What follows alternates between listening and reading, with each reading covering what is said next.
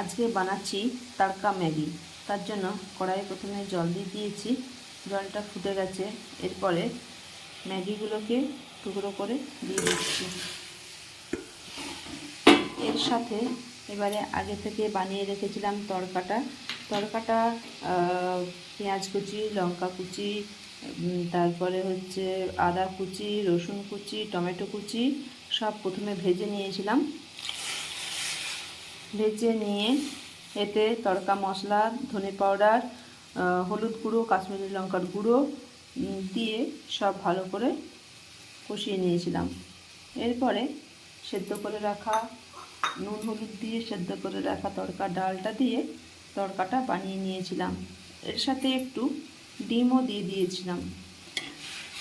এরপরে ওই বানিয়ে রাখা তড়কাটা ম্যাগির সাথে দিয়ে দিলাম।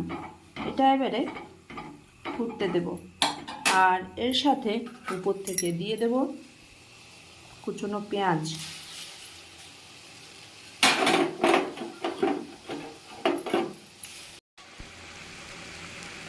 এর সাথে অল্প একটু সরষের তেল দিয়ে দিলাম।